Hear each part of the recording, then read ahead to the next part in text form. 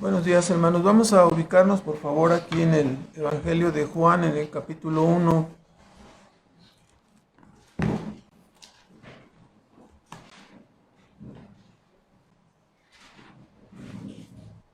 Y vamos a hacer una oración, por favor.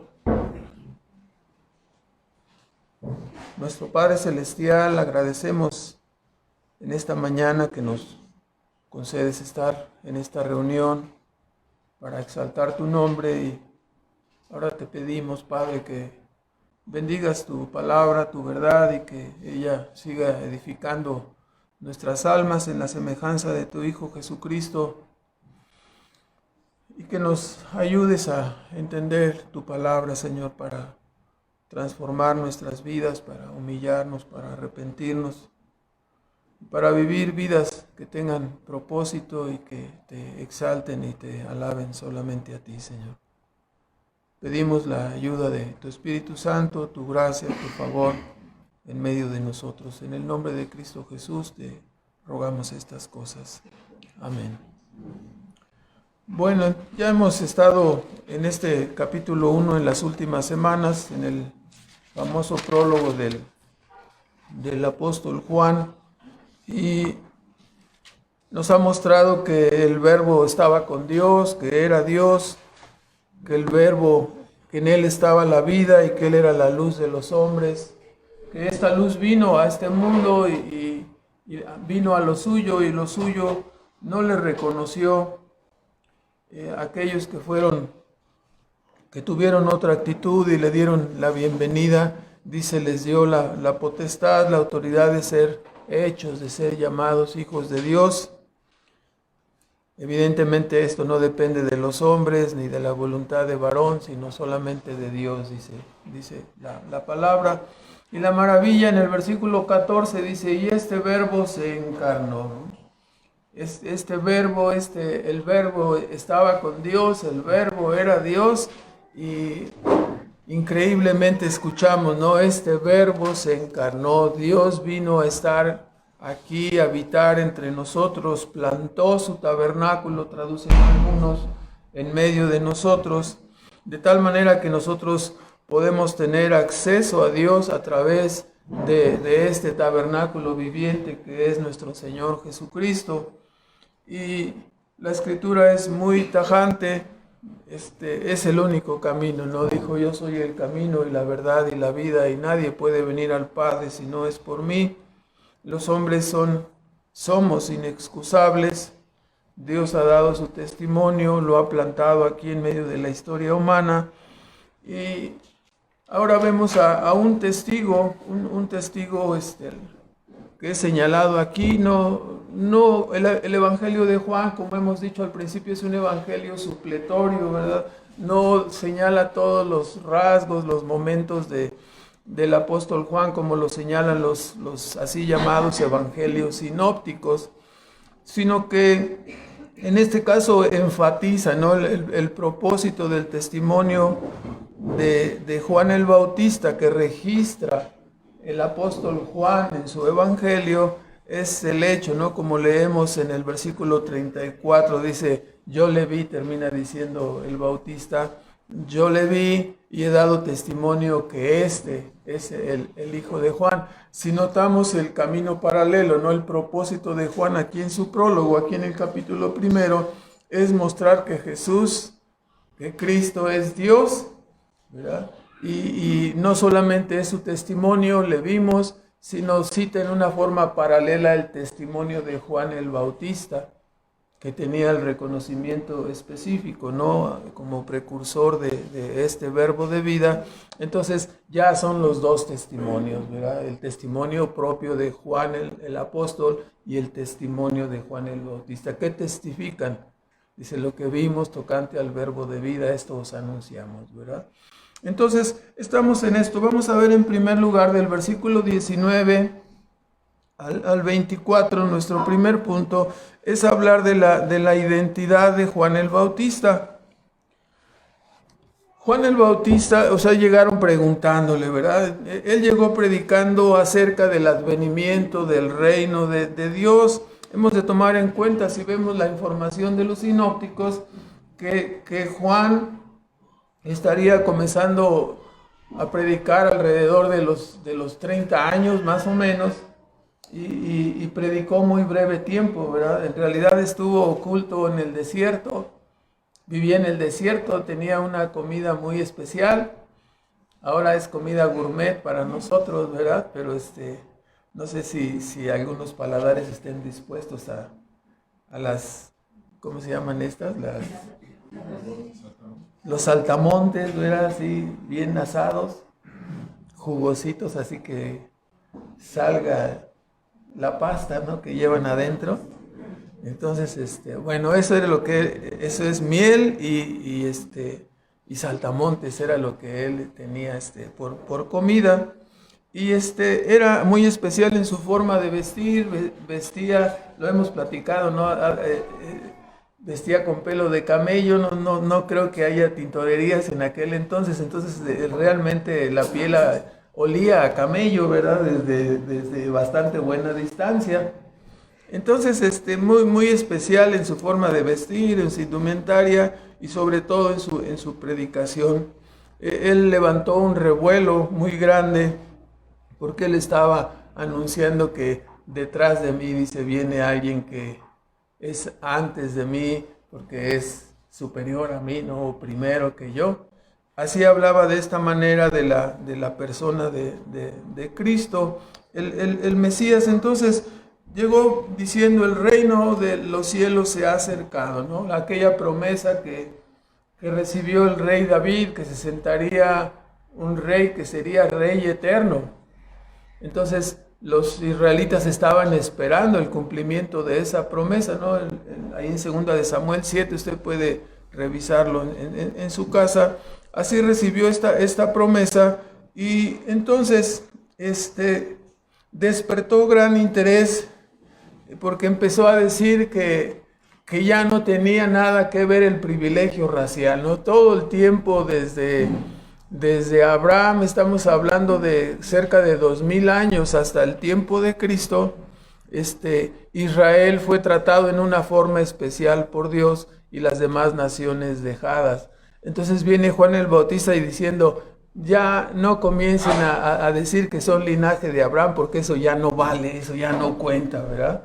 O sea, nosotros somos hijos de Dios porque somos linaje, y sacaban ahí su genealogía, su rollo, para demostrar que estaban en la línea de los 12 patriarcas, ¿no? Entonces, dice, no empiecen a sacar su linaje y sus genealogías, eso ya no sirve para nada. Es necesario tener una verdadera experiencia de nacer de nuevo, es necesario tener un nuevo corazón. Él lo manejaba en los términos de los efectos que vemos de la regeneración, ¿no? Es necesario tener un arrepentimiento verdadero y no solamente una apariencia externa de ser hijos de Dios, una religión externa. Entonces, tienen que tener un arrepentimiento verdadero y no una mera vida religiosa y formalista. Así dice en Mateo 3:9, ¿sí? Que donde dice: no comencéis, lo que estoy citando, no comencéis a decir dentro de vosotros mismos, linaje de Abraham somos, porque estos no son los verdaderos hijos de Dios. Obviamente su predicación conmovió a la nación, y el grupo religioso que estaba guiando ahí a la nación de Israel, que eran los fariseos, ahí dice Juan 1:24, que los que vinieron a cuestionarlo eran los fariseos, porque Juan se puso a bautizar. Entonces, un grupo compuesto por sacerdotes y por levitas, que eran los servidores del templo, vinieron para preguntarle: a ver, pues, ¿quién eres? O sea, ¿de qué se trata? ¿Por qué estás predicando con esta autoridad? Es obvio que ellos tenían una expectativa. Dios había prometido que regresaría y establecería su reino. Entonces ellos tenían esa expectativa de que vendría alguien. Entonces la primera pregunta es: ¿eres tú el Mesías? Él dice: no, yo no soy el Mesías. La segunda pregunta, el último profeta, ahí Malaquías, ahí antes de Mateo, había dicho, ¿no? Se cerró la profecía alrededor de 400 años antes de este evento, ¿no? De la encarnación de Cristo, de la manifestación pública de su ministerio. Nos dice ahí en Malaquías 3:1, ¿no? El último profeta había dicho: he aquí yo envío mi mensajero, el cual preparará el camino delante de mí. Eso es lo que estaba diciendo Dios. Y luego vendrá a su templo el Señor, a quien vosotros buscáis, el ángel del pacto, ¿no? El que visitaba continuamente a Israel durante el Antiguo Testamento, a quien deseáis vosotros. He aquí viene, ha dicho Jehová de los ejércitos. Y la advertencia dice Malaquías: ¿quién podrá sufrir el tiempo de su venida? ¿O quién podrá estar cuando Él se mostrará? Porque Él fue como fuego purificador y como jabón de lavadores. Y en Malaquías 4, para no citar solo más que estos textos, versículo 5, he aquí dice: yo os envío a Elías el profeta antes que venga el día de Jehová grande y terrible.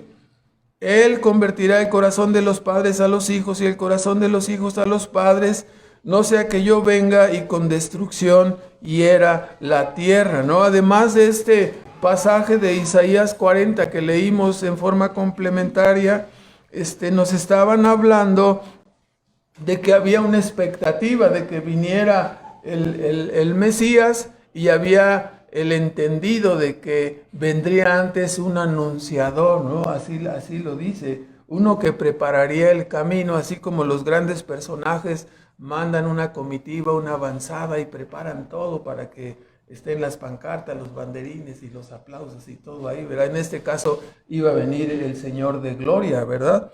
Entonces, sin olvidarnos de Deuteronomio 18:18, no lo busque, cuando el Señor le dio la promesa a Moisés, dice: profeta como tú levantaré en medio de tus hermanos, ¿no? Y él será el guía. Entonces, ya ve las preguntas que le están haciendo. Vuelva ahí a Juan 1, las preguntas que le hicieron estos enviados, sacerdotes y levitas, versículo 21, ¿qué le preguntan? ¿Eres tú quién? Elías.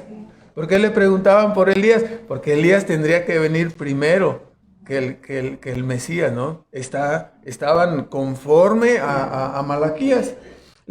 Dijo él: no soy. Entonces, ¿eres el profeta? El profeta anunciado en Deuteronomio 18:18. No, dice, no soy.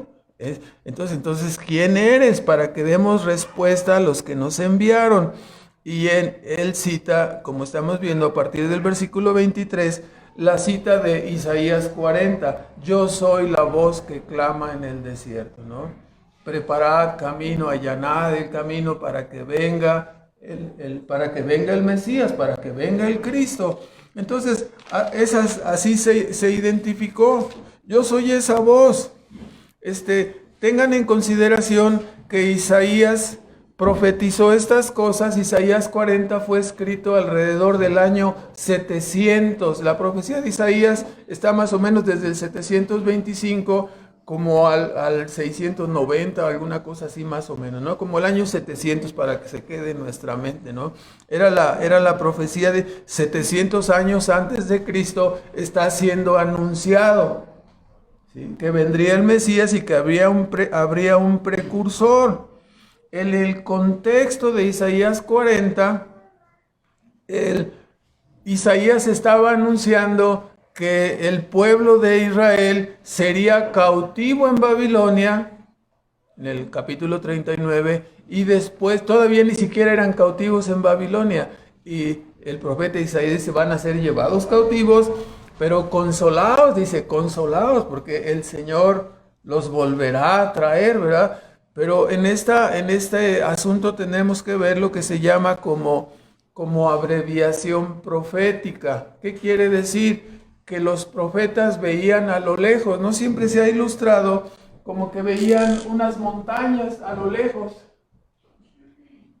Así como nosotros volteamos hacia las montañas y las vemos, ¿no? Y cuando uno está muy joven, le dice a sus amigos de la secundaria, oye, vamos a la montaña, ¿no? Y subimos y luego pasamos a la otra.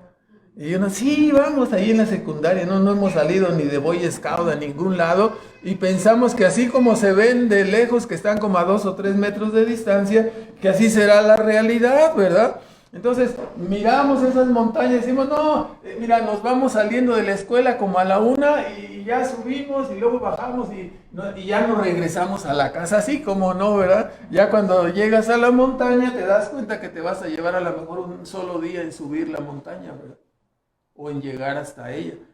O sea, desde lejos se ve así. Esa es la perspectiva de los profetas. Los profetas veían la primera y la segunda venida de Cristo como si fueran eventos que estaban juntos. Por eso de repente hablaban, cuando venga el Mesías, pero vendrá con juicio y destrucción y todo. Entonces, aquí viene con salvación y el juicio está pintado para más adelante. ¿Sí me explico? Pero ellos lo veían pegado, ¿verdad? Entonces veían tanto la primera como la segunda venida como si fueran sincrónicas, pero no lo son, ¿no? Esto tiene que ver también en la escatología, luego lo platicaremos, ¿verdad? Porque hay personas que dicen, oh, aquí dice, y debe ser aquí. O sea, los profetas miraban de esta manera, se conoce como abreviación profética para la interpretación. Entonces, Isaías estaba hablando de una liberación 700 años antes de Cristo. Aquí está la primera venida de Cristo. Entonces, 700 años estaba anunciando su profecía y sabemos que en el 586 fue cuando Babilonia llevó cautivo a Judá. Y él les está anunciando el cautiverio y la liberación, pero junto con esta liberación está mirando más cosas, ¿no? Está mirando la aparición del Bautista. Él estaba viendo una montaña nada más, esta montaña, pero junto con esta estaba eventos paralelos, ¿no? Lo de Juan el Bautista y la venida de Cristo. No sé si me explico, hermanos. Entonces, así el asunto, ¿no? Note especialmente en Isaías 40. En Isaías 40 debemos notar especialmente no solo lo que nos habla respecto a la venida del precursor de Juan el Bautista, es una palabra de consuelo, ¿no? Yo los voy a liberar de los babilonios y aparte voy a venir con ustedes. Vean ustedes el versículo 3, que junto con este evento dice, manifestaráse la gloria de Jehová y toda carne. No solamente los judíos es la idea, juntamente la verá que la boca de Jehová habló. O sea, ¿qué se manifestará? La gloria, dice, de Jehová. O sea, la gloria de Jehová son sus atributos, es lo que Él es. Hablando en el versículo 5 dice, manifestaráse otra vez, el versículo 3, barred camino a Jehová, o sea, se aparecerá Él. Versículo 5, se manifestará la gloria de Jehová. Versículo 9, súbete en un monte alto, anunciadora, levántate, no temas. Veis aquí el Dios vuestro, dice al final del versículo 9. Y en el versículo 10, el Señor Jehová vendrá con fortaleza. O sea, ¿tenemos alguna duda de quién es el que va a venir? Es Jehová Jesucristo, ¿no? Es lo que hemos de entender. Spurgeon hablaba mucho de Jehová Jesucristo por esta razón. Así lo predicaba. Vendrá a su templo el Señor. Entonces, considerando estas cosas, uno de las principales oposiciones, obstáculos por ejemplo, de los falsos, de las sectas, como los falsos testigos de Jehová, es que Jesucristo no es Dios. Aquí lo que estamos viendo es quién va a venir a su templo. ¿Quién vino? Jehová Jesucristo vino a su templo. Entonces, ¿quién es Cristo? Es Dios, es Jehová. Entonces, bueno, poniendo ese punto, ¿no? viene el precursor. Cristo señaló también que Juan el Bautista vino y no lo reconocieron, ¿verdad? Eso es lo que dijo a sus discípulos. Puede ver el versículo ahí, anótelo, Mateo 16, 17, versículo 12 y 13. Vino en el poder y en el espíritu de Elías, Juan el Bautista. Y con su mensaje comenzó la llegada del reino. El reino había sido prometido. Entonces, con la predicación de Juan el Bautista comienza la parte, ¿no? La llegada del reino en su etapa redentora. Vendría después Jehová Jesucristo y realizaría la obra de redención en la cruz del Calvario. Ahorita nosotros estamos viviendo, ¿no?, la etapa del anunciamiento a los gentiles. Hasta que entre la plenitud de los gentiles, después vendrá el fin. Ahorita ya van 2000 años de predicación al mundo gentil, de ese evento maravilloso, ¿no?, de cuando el Verbo se encarnó y efectuó la redención. Cristo ha venido en un estado de humillación, de humildad, pero la gloria de Él se manifestaba, sus atributos. Y aquí su anunciador, ¿no? Juan el Bautista es llamado por el propio Cristo como el mayor de los profetas. ¿Por qué razón? Porque los profetas anunciaron la llegada del reino, los profetas anunciaron la llegada de Cristo, del Mesías, pero ninguno lo vio. ¿En qué consiste que Juan el Bautista sea mayor? Porque Juan el Bautista lo anunció y pudo verlo, ¿no? Pudo verlo. Ningún otro profeta ocurrió eso con ellos.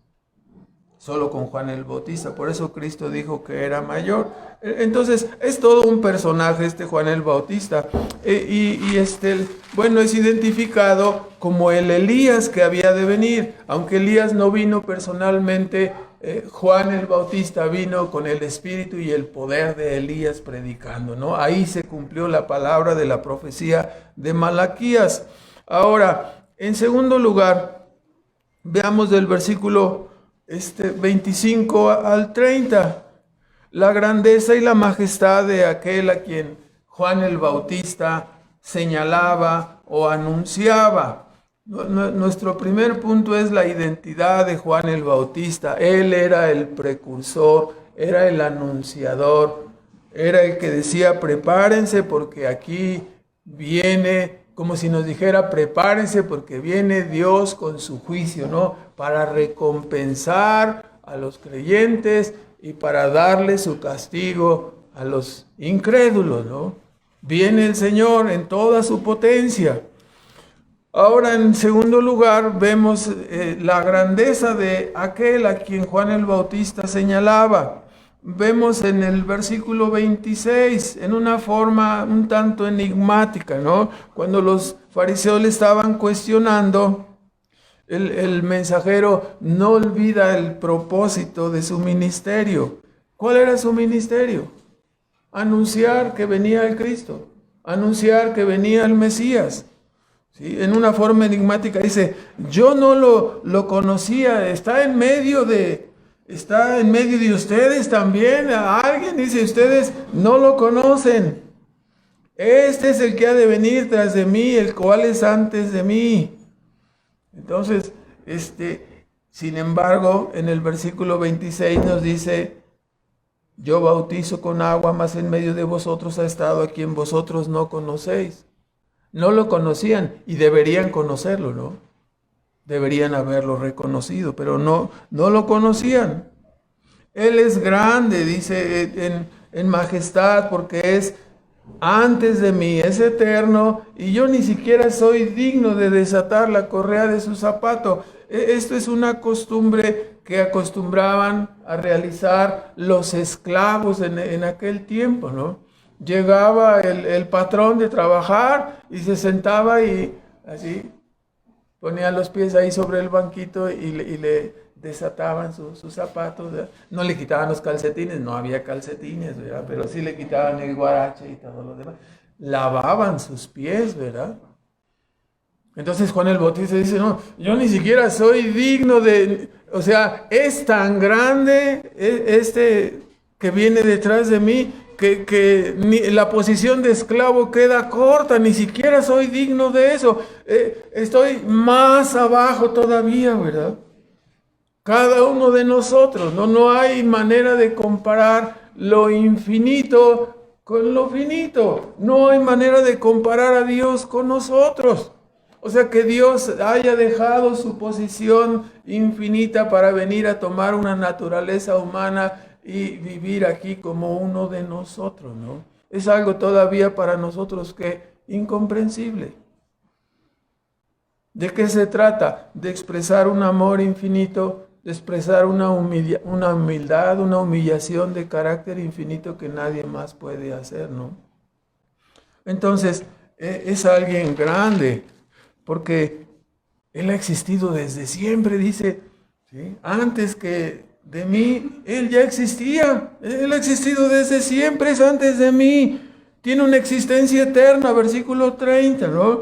Nos dice, este es el que yo dije, del que yo les dije, tras mí viene un varón, el cual es antes de mí, porque era primero que yo. Él es eterno, Él ha existido desde siempre. Yo soy un hombre que apenas escasamente vivió 30 años y pasadito, ¿no?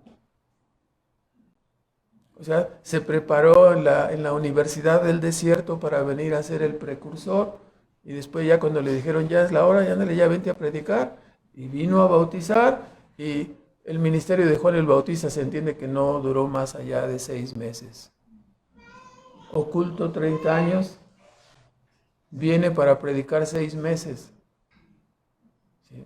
Entonces, nos hace falta más ocultamiento a nosotros, ¿verdad?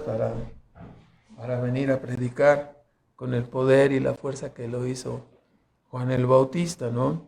Entonces, es tan elevada su posición, dice Juan, que ni siquiera soy digno de desatarle la correa de su calzado. Y siendo Juan el Bautista entonces identificado como la voz de Isaías 40, el mensajero, vuelvan a leerlo por favor. En Isaías 40,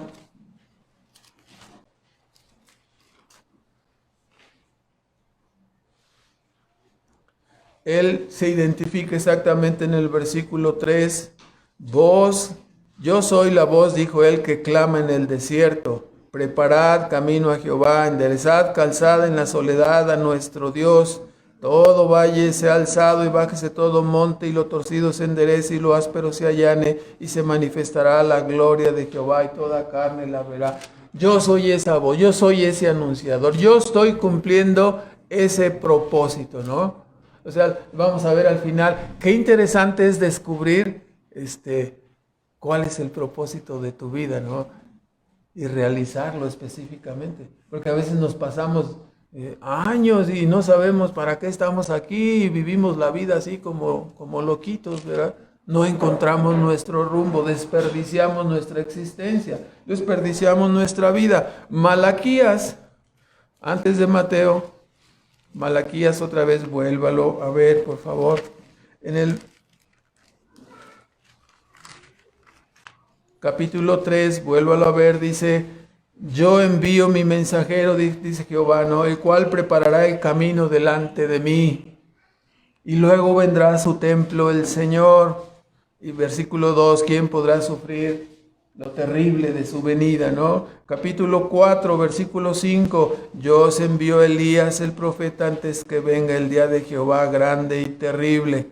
O sea, la parte de la predicación, versículo 6 de Juan el Bautista, era predicar el arrepentimiento y que los hijos se vuelvan, ¿no?, a los padres y el corazón de los hijos sea obediente para con los padres.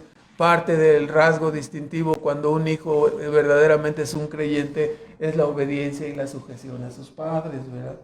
Entonces, véalo así. Esto nos ayuda a identificar que la persona dignísima de quien hablaba Juan el Bautista era nada más y nada menos que el Dios nuestro, Jehová Jesucristo, el Señor viniendo a su templo.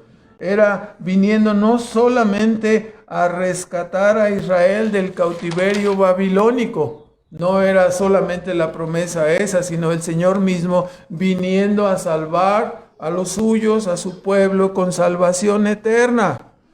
Y este mismo Señor no solamente viene a salvar, sino que viene como fuego purificador, cuya ira es grande y terrible en contra de todos los rebeldes. O sea, no viene a salvar a los creyentes, pero viene a darle su merecido a los enemigos, a los rebeldes.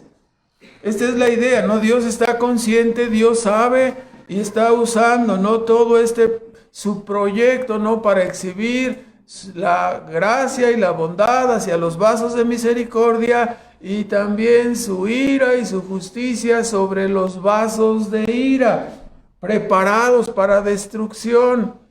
Entonces no es nada más pura salvación. O sea, a veces se quiere pintar a Dios como un Dios de un solo atributo, no puro amor. Es un error. Dice, viene a salvar, pero también viene a juzgar. Es Dios justo, vengador, que dará su ira en contra de sus enemigos, ¿no?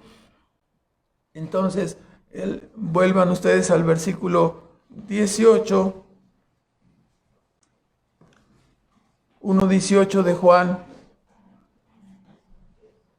El único, a Dios nadie le vio jamás, el único, el unigénito, que está en el seno del Padre, Él le declaró, ¿no? Cuando señalamos en este versículo, el Hijo Eterno es el único profeta capaz de revelar al Dios invisible. No hay manera de conocer a Dios más que a través de Jesucristo. Él es el único profeta que puede revelar a Dios. No hay otra manera de conocerle. Este verbo era el profeta prometido por Dios en Deuteronomio 18:18, muy superior a Moisés, porque Moisés fue el emblema para la ley, pero con Cristo es un pacto de vida eterna, ¿no? De salvación. Ahora, en el versículo 29, Juan 1:29, además de señalar a Jesucristo como el Mesías esperado, también lo señala en su labor sacerdotal, porque dice, este es el Cordero de Dios que quita el pecado del mundo, ¿no? Dos noticias tremendas aquí. Primero, que Jehová Jesucristo vendría para ser ofrecido. Es un cordero provisto por Dios. Normalmente los israelitas estaban acostumbrados a sacar un cordero de su rebaño o a comprar un cordero, ¿no? Ahí en el mercado donde ahí también ya ven que Jesús hizo el azote del templo, ¿no? Porque como lo convirtieron en mercado, ahí compraban su corderito y lo sacrificaban. Entonces, aquí la noticia es que Dios provee el cordero, ¿no? Así como lo anunció a través de Abraham. Su hijo dice, veo aquí está el fuego, aquí está la leña y el cordero. Y Abraham no le dijo, tú eres. ¿Sí? Le dijo, no, Dios se proveerá de un cordero, ¿verdad? Estaba anunciando lo que Dios iba a hacer, enviar a su propio hijo, ¿no? Encarnado para subir a la cruz del Calvario a realizar una redención. Todos los que no consideran esto en una forma profunda ven el evento de la cruz como un evento muy sencillo, ¿no? Pero ahí estaba muriendo el infinito, ¿no? El que no puede morir. Ahí Dios estaba reconciliando y haciendo un camino, el único camino por el cual una humanidad caída puede regresar a la comunión con Dios. O sea, los hombres dicen, estamos viviendo bien en paz ahorita, chale, está bien, buena onda la vida y todo, hacemos lo que queremos. Estás viviendo en una forma equivocada, estás viviendo en contra de lo que Dios dice. Estás tan contento que dices, no, pues esta es la vida, en esto consiste que yo viva, en hacer lo que yo quiera. Eso es perdición. Está tan trastornada la mente de los seres humanos, de todos nosotros antes de venir a Cristo, que creemos que vivir en forma independiente y separada de Dios es la verdadera vida, cuando es el peor error que significa para los seres humanos condenación, porque Dios ha puesto eternidad en cada uno de nosotros. Y si no vivimos de acuerdo a como Él ha establecido, seremos juzgados como personas rebeldes, como enemigos. ¿Sí? Cuando le preguntas a alguien, ¿tú serías capaz de clavar el clavo en la mano de Cristo, en sus pies, de ponerle la corona de espinas? No, ¿cómo crees? ¿Cómo crees? No, yo no soy así. Pues estás viviendo, si eres así, porque estás viviendo contrario a todo lo que Dios dice en su palabra. Estás viviendo en una forma contraria. Eres rebelde, si eres hijo joven y eres rebelde a tus padres, eres esa persona. Estás haciendo lo mismo, desobedeces lo que Dios ha dicho. ¿Quién es el que me ama? El que guarda mi palabra. ¿Sí? No, pero es que ya, nada más, el otro día le di un trancazo a mi papá, pero, le voy a dar un regalo ahora que viene el Día del Padre y, ya con eso, ¿sí? No, tu rebeldía es tremenda, ¿no? Tú clavarías el clavo y tú pondrías, al igual que cualquier inconverso, cualquiera de nosotros, pondría la corona sobre la cabeza de Jesús. Así es de grande nuestra maldad y así es de grande nuestro pecado. Entonces, Él es el Cordero que Dios envió, que quita el pecado. La única forma, no es que para mí, con que te portes bien, o sea, la teología individual se ha hecho súper famosa, ¿no? Cada quien piensa que puede arreglar el mundo a su manera, a su estilo. No, yo me he visto así porque este es mi estilo, ¿no? O sea, ¿y cómo piensas arreglar el asunto del pecado? Pues al final hago algo así o así y ya. Sí, no me digas.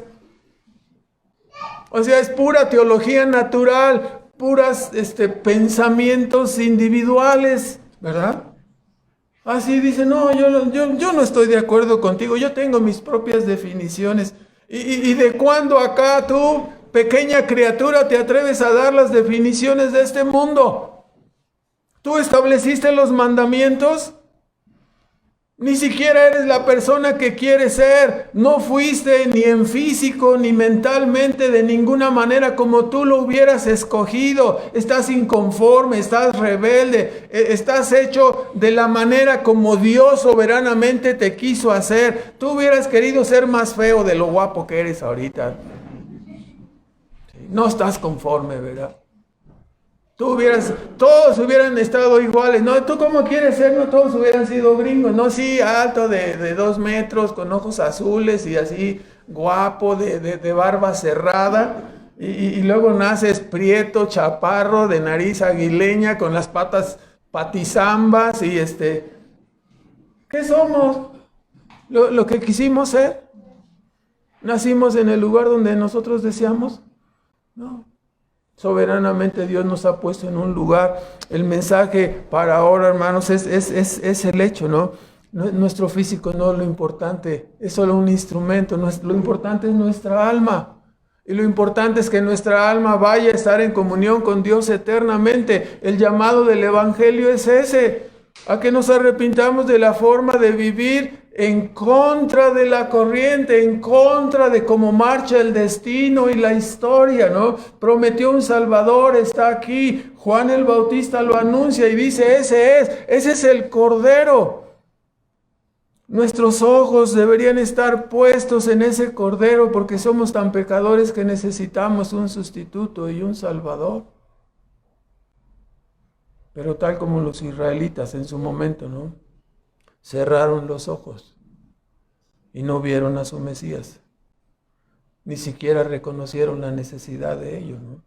No, nosotros estamos bien guardando la ley. Míranos, irreprensibles, bien vestiditos, todo así.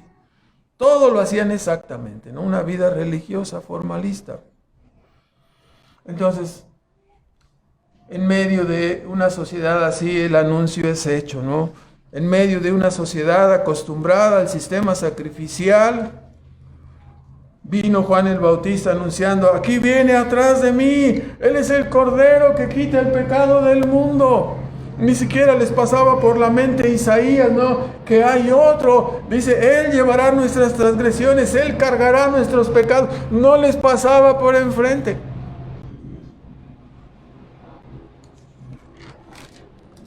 Estaban tan habituados ellos a pagar.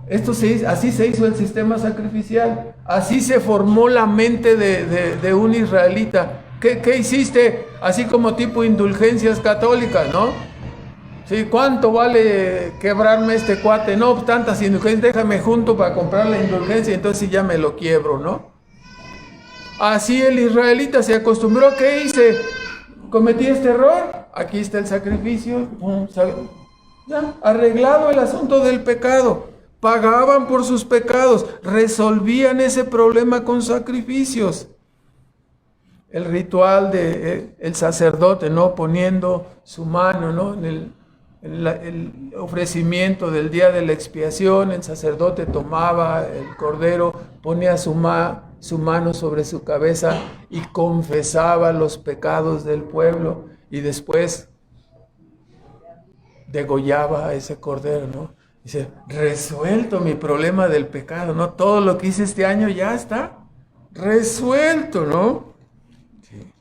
Sin pensar que este asunto apuntaba a este gran Mesías, que es nuestro Señor Jesucristo, a este Cordero, que por pura coincidencia vendría y se convertiría en el Cordero Pascual. O sea, murió el día de la Pascua. ¿Qué moría el día de la Pascua? El Cordero Pascual. ¿Verdad? Y vino y exactamente murió en ese día, en la cruz del Calvario, para expiar verdaderamente los pecados. Pero ellos no lo apreciaron. Isaías 53, ¿no? Varón de dolores, experimentado en quebranto, fue despreciado y desechado. Dice como que no vimos atractivo en él, y dice, y le desecharon, lo rechazaron. El Bautista añadió otro gran dato, ¿no? Dice, aquí, dice, ese es el Cordero de Dios que quita el pecado, ¿de dónde? Del pueblo de Israel, por supuesto, ¿no? No, dice, del mundo. O sea, el mensaje era revolucionario. Es el Salvador del mundo. Es aquí el hecho de, no, México tiene sus tradiciones, y también Turquía, y también todos tienen, cada quien que siga sus tradiciones. Hermanos, Cristo es el Cordero de Dios que quita el pecado del mundo. Cristo es para todas las naciones. Aquí no importan las tradiciones o los sacrificios o las prácticas de las naciones. Cristo es señalado como ese Cordero para quitar el pecado de todas las naciones, de todas las personas, de todas las naciones que vengan a Él. Entendiendo la palabra mundo, como dice Romanos 11, por favor, sin perder ahí Juan, entendiendo la palabra mundo, como sabemos que dice aquí Romanos 11:12, ¿no? ¿Cómo entendemos la palabra mundo? Como todos y cada uno de los miembros de la raza humana. No, hermanos, entendemos la palabra mundo, dice Romanos 11:12, lo tiene allí.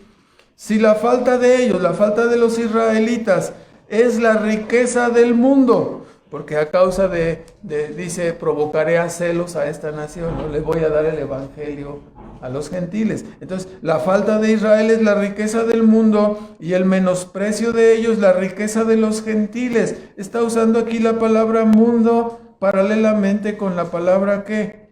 Gentiles. Lo está usando en una forma paralela, ¿verdad?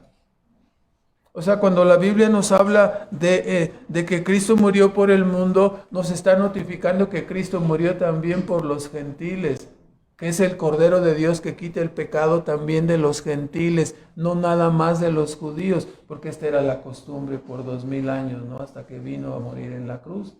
Israel solamente era el pueblo. Uno de los cambios que trajo Cristo no era el anuncio, dice el apóstol Pablo en Efesios 3, hablando de esto, dice el apóstol que era un misterio. ¿Qué es un misterio?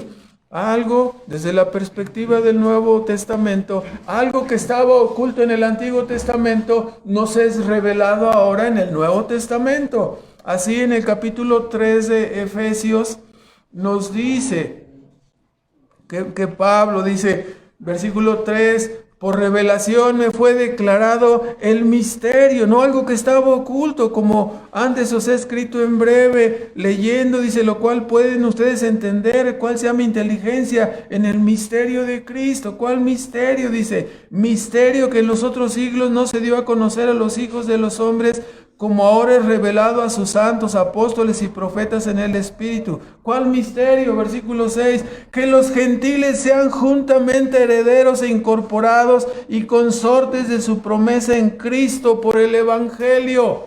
¿Cuál era el misterio? Que los gentiles también alcanzarían salvación.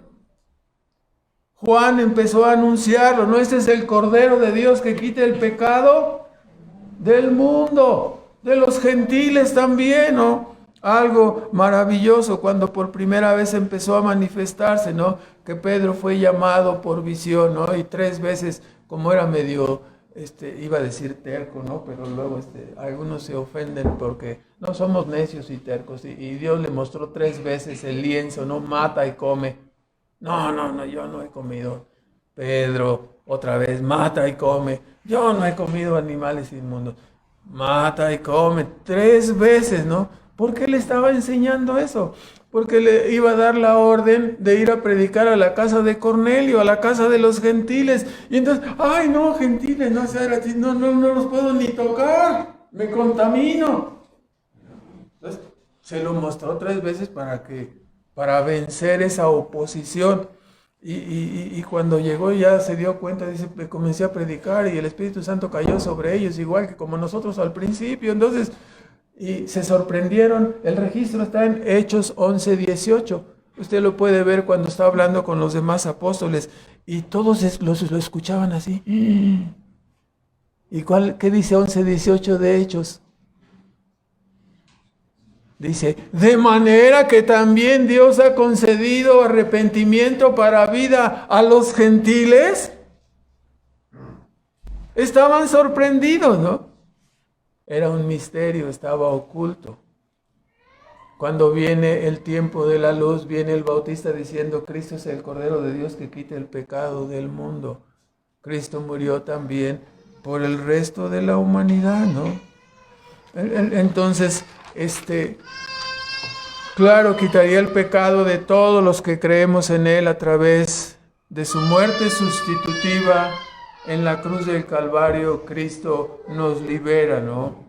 Con su obediencia activa y pasiva, esto lo repetimos en cada ocasión, ¿no? Cristo rindió una obediencia perfecta a las demandas de la ley y obtuvo el título de un varón justo, ¿no? Obtuvo una justicia con su obediencia. Esta es su obediencia activa a la ley. Cuando subió a la cruz del Calvario y recibió la ira y el castigo que la ley manda en contra del pecado, entonces cumplió la obediencia pasiva.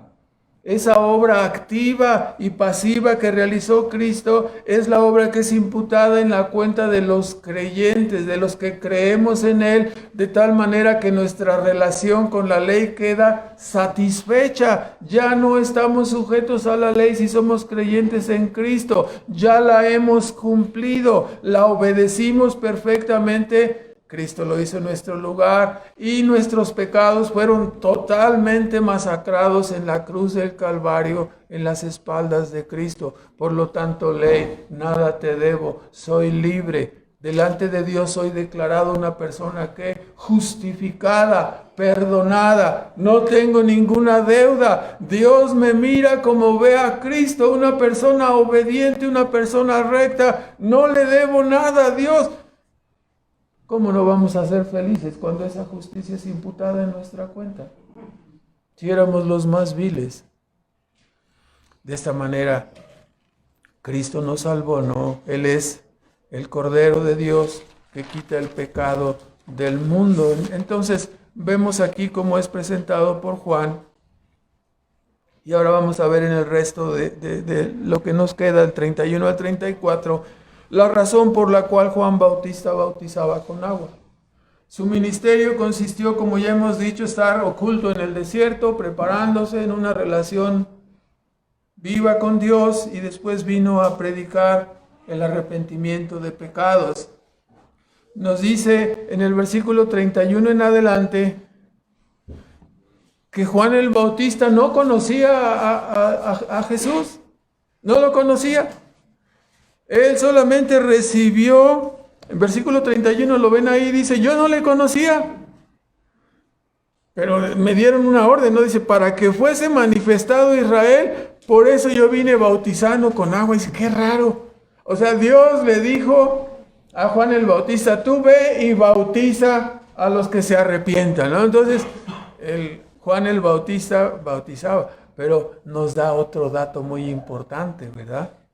Nos dice allí, dice en el versículo 32, bueno, primero el 33, yo no le conocía, mas el que me envió a bautizar con agua, Dios que lo había enviado a bautizar con agua, ¿sí?, me dijo, sobre el que vieres descender el Espíritu y que reposa sobre él, este es el que bautiza con Espíritu Santo. O sea, Juan tenía que hacer el trabajo de bautizar a los que vinieran a él. Al hacer ese trabajo, se iba a manifestar ¿qué cosa? Iba a haber una señal. ¿Sí? Cuando Dios envió al profeta Samuel a la casa de Isaí, le dijo, ahí está el que va a ser el rey que vas a ungir. ¿Y quién es? Tú vete a la casa de Isaí. ¿Sí? Y ya a ver, llama a tus hijos. Y se presentó el guapote, ¿no? Del primero, no, este no es, ¿no? Y así se estuvieron presentando todos y ya no falta ninguno. No, ya son todos. Pues no era ninguno. No tienes otro. Ah, sí, me acuerdo de este cuate, ¿no? Es David. A ver, llamen al pastor de las ovejas, ya es el último, ¿eh? Y dice, era este, ¿verdad? Ese es. Entonces, de la misma manera, Juan estaba bautizando y bautizando personas, creyentes arrepentidos, ¿sí? Y cuando se apareció Cristo, entonces la señal se hizo patente, ¿no? Dice, ay caray, después que subió del agua, todo este asunto es para hablar, cuando hablemos del tema del bautizo en otra ocasión, subió del agua, ¿no? Para todos los que dicen, no, el bautizo debe ser un rociamiento, ¿no? Subió del agua. ¿Qué entiendes por subió del agua? Cuando tú sales de la alberca, ¿no? Y sales todo así, ensopado, ¿no? Subió del agua. Se requiere mucha agua, no se requiere una tacita así, no. El calendario que había en la casa de una tía que falleció hace como 40 y tenía como 60 cuando yo la conocí, creo. No sé, sería 100 años, por ahí así más o menos, ¿no? Pero hacía unas enchiladas muy buenas. Bueno, entonces, para los que no han desayunado, ¿no? Es decir, oye, tenía un calendario, está grabado en mi mente, ¿no? Ese calendario está Jesús parado y está Juan el Bautista con una conchita, así, como el agua les llegaba a los tobillos a Jesús y a Juan el Bautista, ¿no? Una imagen totalmente errónea, ¿no? O sea, para una conchita y sacar agua y rociarlo, que es el bautizo católico, ¿no? No, dice subió del agua. Entonces, los que tienen la edad de ustedes, salvo algunos de nosotros, hermanos que tenemos arriba de 35, sí conocimos ese calendario. Los demás están diciendo, estos ya están hablando de la prehistoria, ¿no? Alguna cosa semejante. Busquen en el internet, ahí ha de estar en alguna, ya ven que ahí está todo, ¿no? En algunas partes que les conviene las ponen. Bueno, entonces, cuando Juan el Bautista sumerge a Jesús y lo levanta, en ese momento se abre el cielo, ¿no? Y desciende el Espíritu Santo en la forma de una paloma y se posa sobre él.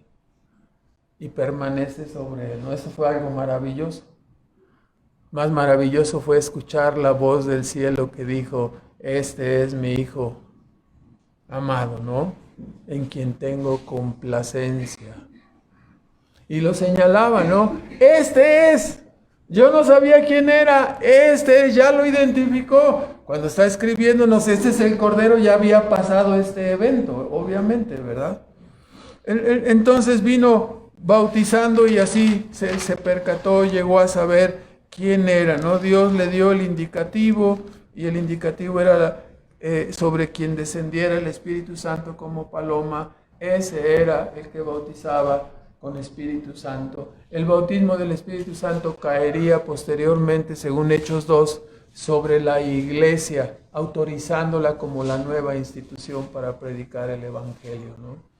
Así como el tabernáculo fue lleno del Espíritu Santo, el templo de Salomón fue lleno del Espíritu Santo, la iglesia fue llena del Espíritu Santo, fue bautizada en el Espíritu Santo. Cada institución de adoración era llena así de esa manera para autorizarla, ¿no? La manera correcta de adorar a Dios. Ahora es solamente por medio de Cristo, ¿no? A su iglesia le toca esa labor. Ahora, bueno, este es el asunto. La voz, escuchar la voz ha de haber sido como un trueno, ¿no? Algo maravilloso. No tenemos todos los datos aquí, solamente dice que se oyó una voz que decía: este es mi hijo amado en quien tengo complacencia. Y así termina el ministerio, ¿no? Bueno, termina en una forma diferente, en una forma triste. El Bautista, como sabemos, fue llevado preso por Herodes y posteriormente muerto, ¿no? Él dio testimonio fiel, hizo su trabajo, cumplió el mandato de Dios y ese fue el propósito de su vida, ¿no? Ahora vamos a concluir con unos comentarios. En primer lugar, vemos que, puesto que el Evangelio de Juan es, como hemos dicho, supletorio, no tenía los 3 evangelios, Mateo, Marcos, Lucas. Cuando escribió su evangelio, los datos que ya estaban en los otros evangelios ya no los incluyó en el de él, ¿verdad? Por eso no nos dice nada de que se alimentaba de estos animalitos, y tampoco nos dice de su vestimenta. Eso está señalado en los otros evangelios, ¿no? Aquí ya nada más señala parte de su ministerio. Entonces, no solo se atrevió Juan el Bautista a censurar a la generación formalista donde él vivió, esa generación formalista que recibió y crucificó al Mesías. Predicó un arrepentimiento a la nación que presumía tener la vida espiritual, el pacto, las promesas. Es como si hoy en día dijéramos, no, bueno, ya no existe. En los tiempos en que yo llegué a trabajar aquí a Querétaro, había una fábrica que se llamaba Clemente Jacks, que envasaba los chiles, ¿no? Y cuando alguien decía, no, tú le quieres enseñar a enlatar chiles a Clemente Jacks, pues eso no se puede, ¿verdad? Entonces, Juan el Bautista predicó a los que predicaban y sostenían el arrepentimiento. Es como cuando un evangélico le predica el arrepentimiento y la verdad a un católico, no, a un evangélico, ¿no? Pero ¿por qué me hablas así? ¿Por qué me predicas esto a mí si yo ya lo sé? Bueno, Juan el Bautista le predicó el arrepentimiento a los que sostenían el arrepentimiento. ¿Sí me explicó? Se atrevió a censurar a Herodes el tetrarca y eso por tener a la mujer de su hermano, estaba viviendo en fornicación, en adulterio, y eso le atrajo finalmente la muerte. Estando preso fue decapitado y bueno, admiramos su valor, ¿no? Él predicó a una nación formalista, a una nación legalista. En segundo lugar, nosotros también vivimos en medio de una generación parecida, ¿no? El mundo evangélico se ha hecho cada vez más duro. Tienen Hay también, no lo vamos a mencionar, hay iglesias que sustentan ritos evangélicos, que practican, que tienen prácticas evangélicas y creen que por hacer sus prácticas ya están del otro lado, ¿no? Se conforman externamente. En segundo lugar, como Juan el Bautista, nosotros también podemos ser ahora la voz y precursores, pero ahora de la segunda venida de Cristo. Estamos esperándola, es inminente. Nosotros anunciamos que el hacha ya está puesta a la raíz de los árboles, como Él lo hizo, que todo árbol que no da buen fruto será echado en el fuego del infierno. En tercer lugar, nosotros somos ahora ese Israel de Dios y somos llamados también a examinar nuestro arrepentimiento. Juan predicó a ellos, no examinen su arrepentimiento, vean si verdaderamente son hijos de Dios, no confíen en sus privilegios externos. Ahora nosotros somos llamados también a examinarnos, a fin de que nuestra vida cristiana no sea solo algo externo, que estemos confiando en algo que practicamos. No, yo sí soy cristiano, todos los domingos voy a la iglesia, canto, ya hasta me sé los himnos. Si me dicen Malaquías, lo encuentro rápido. O sea, sí. Abdías y Abdías. Sí, hay un profeta Abdías, ¿no? ¿De dónde está? Y te empiezas a buscar. No, ya terminó el sermón y tú todavía no encuentras Abdías, ¿no? Entonces, que no sea algo solamente externo, ¿no? Que no sea nada más que el hecho de un formalismo, pero que no tengamos algo en el corazón, que en realidad no nos consuele la verdad en nuestras almas. Sería terrible, ¿no? En cuarto lugar, como Israel en tiempos del Bautista, el mundo evangélico moderno ha caído en un letargo y en un ritualismo, ¿sí? Como estamos diciendo, ¿no? O sea, están hundidos en sus prácticas, ¿no?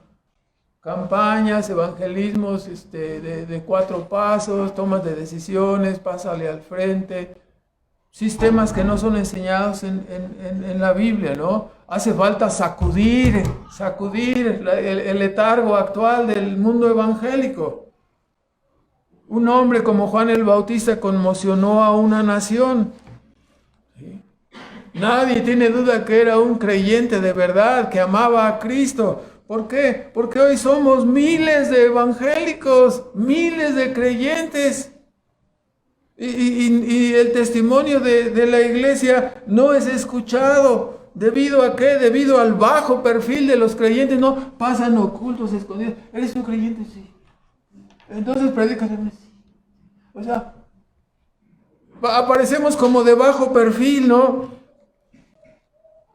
O quizás se deba a que no hay una gran diferencia entre el estilo de vida de los que nos decimos creyentes y el estilo de vida del mundo, ¿no? Vamos a los mismos bailes, a las mismas festividades, ¿sí? Usamos nuestra libertad cristiana para decir, nos echamos la jarra también como ellos, ¿sí? Vamos a escuchar a los bukis también como ellos. Entonces, es tan igual el cristiano de ahora aparentemente que no puede dar un testimonio, ¿no? Hay que despertar, ¿no? Hay que examinar nuestro arrepentimiento, ¿no? Cada uno de nosotros debe vigilar y examinar, no a su compañero. Esto hay que enfatizarlo, ¿no? Porque a veces venimos y, ¿te fijaste cómo vino vestido? ¿Te fijaste cómo vino vestida? Aquella, ¿te fijaste que fulano se estaba durmiendo? Somos llamados a vigilar no al vecino, somos llamados a vigilar nuestra propia alma, ¿sí? Nuestra propia profesión de fe. Si tenemos el fruto de una vida nueva, lo que tenemos es fruto de una vida nueva o es pura religiosidad, puro cumplimiento externo. Cristo dio en todo un sermón grandísimo, ¿no? Ahí en Mateo 23, hablando sobre cuál tema.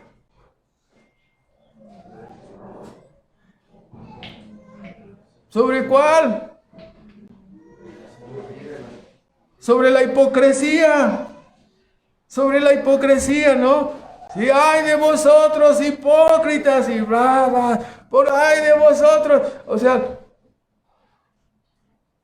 un sermón muy fuerte, ¿no? porque consideraba que quizás en medio de sus discípulos a lo mejor había alguno así. Nosotros debemos examinar nuestras vidas, no sea que queremos vigilar al compañero, que queremos que el otro cumpla, pero somos llamados a examinar nuestra propia vida. Si realmente tenemos una vida cristiana fruto de un corazón nuevo o tenemos pura religiosidad evangélica, ¿no? En quinto lugar, hay que volverlo a señalar, cada vez está más cerca el final de la época redentora del reino, ¿no? Desde hace 2000 años se está predicando el evangelio. Estamos en el año 2023, ¿no? El evangelio sigue predicándose, no va a tardar mucho. El asunto es que nosotros no vamos a durar ni siquiera probablemente hasta el 2000, ya no quiero vaticinar nada, ¿verdad? Pero algunos de nosotros a lo mejor no vamos a llegar al 2035, que ya me estoy yendo muy largo, ¿no? El 40, quién sabe. Pero hermanos, cada vez está más cerca el final y algunos de nosotros nos vamos a morir desde antes. Algunos, hasta niños o jóvenes, pudieran terminar y salir de este mundo. Y si no está arreglada tu vida, reconciliado con Dios, estás bajo peligro de muerte, ¿no? De ser tomado para ser juzgado, sin un intercesor, sin un mediador, sin un cordero que te libre del pecado. Sería terrible, ¿no? Entonces, pronto vendrá el Señor, ¿no? A juzgar y dar el pago personalmente a todos sus enemigos. Y solamente una vida, como decía el Bautista, verdaderamente enderezada, una vida allanada, sin maldad, sin pecado, para encontrarse con el Señor, no una vida que esté confiando plenamente en Cristo, confiando en la justicia de este Cordero de Dios, solamente será apta esa vida para ser llevada al cielo. Ya no hay corderos, ni sacrificios, ni obras que puedan salvar a nadie. Tan solo la justicia imputada de Cristo, tan solo su sacrificio puede quitar el pecado y la culpa. Ya no podemos poner la mano sobre Cristo, ya no está. Pero por medio de la fe, creyendo en Él, podemos confesar nuestros pecados y suplicar por un perdón eterno, por una reconciliación. Este es el único camino para la salvación. Pero dicen, ¿por qué algunos de nosotros que ya somos mayores, no? ¿Por qué no nos avisaron nunca eso de niños o de jóvenes? Porque estábamos engañados en un sistema de religiosidad, de ofrendas, un sacerdotalismo, de hipocresía. La iglesia común no tiene la verdad, nunca ha predicado la Biblia. Hasta que no vino la Biblia y la verdad, a nosotros nos dimos cuenta de todas estas cosas. Y cientos de personas están ahí engañadas, ¿no? Como zombies, siguiendo el rito, siguiendo los sacramentos y pensando que se van a ir al cielo por un sacramento externo, ¿no? Cuando en realidad estamos viendo que solamente el Cordero de Dios quita el pecado. Y mire que se repite mucho en la letanía, todavía está en mi mente la letanía, aunque la escuché de niño. Este es el Cordero de Dios que quita el pecado del mundo. Dichosos los invitados a esta cena y bla, bla, bla, bla. Se acuerda de la letanía, ¿no? Se decía, pero nunca se predicaba verdaderamente el arrepentimiento, ¿no? Personas siguen muriendo ahí para condenación, ¿no? Entonces, finalmente, los judíos descansaban en la presunción de ser el pueblo escogido, eran del linaje de Abraham, descansaban en privilegios externos, en una vida religiosa. ¿En qué estamos confiando nosotros?